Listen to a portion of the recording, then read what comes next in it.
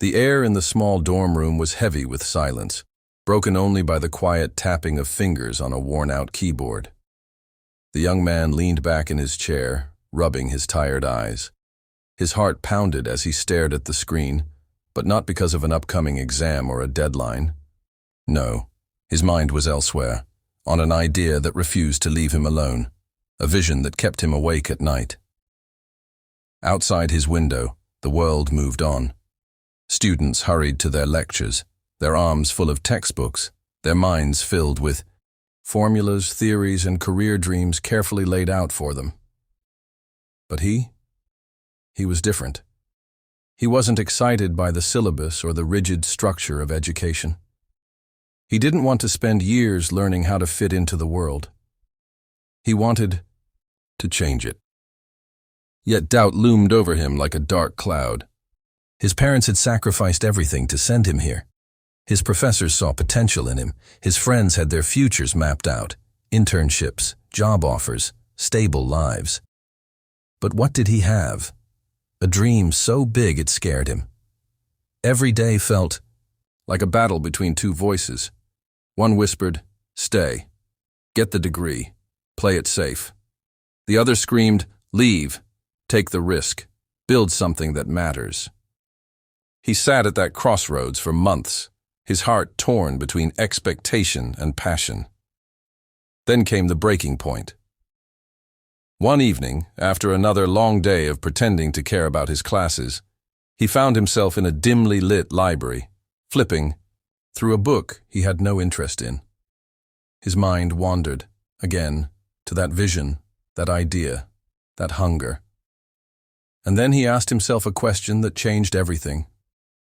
If I don't take this chance now, will I regret it for the rest of my life? The answer was immediate. The next day, he walked into the administration office, his hands shaking. The withdrawal form sat before him like a challenge. The clerk barely looked up as she slid the paper forward. "Name?" she asked in a monotone. "Voice." His throat was dry, but he managed to say it. As he signed his name, something inside him shifted. He had just walked away from the life everyone expected of him. But what now? The moment he stepped out of that building, reality hit him like a storm. His phone buzzed, a message from his mother. "Proud of you, son. Keep studying hard." His stomach twisted. He hadn't told them yet. How could he? They had given up so much to get him here.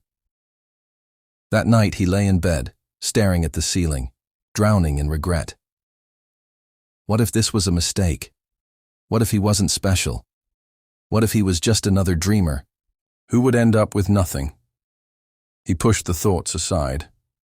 He had already taken the leap. Now he had to build his wings on the way down. The first call to his parents was unbearable. His father's silence was worse than the shouting. His mother's voice trembled.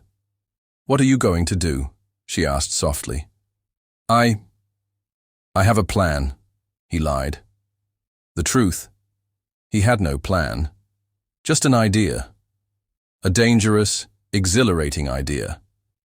Days turned into weeks, and the weight of his decision pressed down on him. No more structured schedules, no more guaranteed path. He spent his days in his tiny rented room, staring at his laptop, trying to build something out of nothing. But success wasn't waiting for him with open arms. Rejection after rejection came. Investors weren't interested. Partners backed out. He sent out hundreds of emails, pitched his idea to anyone who would listen.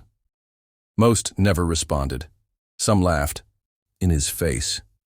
"You're just a kid," one investor said, shaking his head. "Go back to school." Money ran low. Bills piled up. Some nights he went to bed hungry, wondering if he had made the biggest mistake of his life. He thought about giving up.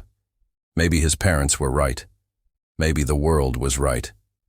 But then, in those darkest moments, he remembered why he started. Failure wasn't an option. He had burned the bridge behind him. There was no safety net, no backup plan. He had no choice but to move forward. So, he worked harder. He studied not from textbooks, but from real failures. He learned from every rejection, refined his ideas, sharpened his skills. He reached out, again, and again, and again. Then one day, after months of grinding, doubting, hoping, something changed. An email, one reply, one person willing to listen. It wasn't a huge deal, not a life-changing moment. But it was something, and something was enough. That small break led to another. A door opened, then another. His work started gaining attention. People who once ignored him now wanted to hear what he had to say. Years passed. The kid who once sat in his dorm room, terrified of failing, now stood on a stage in front of thousands. His company was worth millions.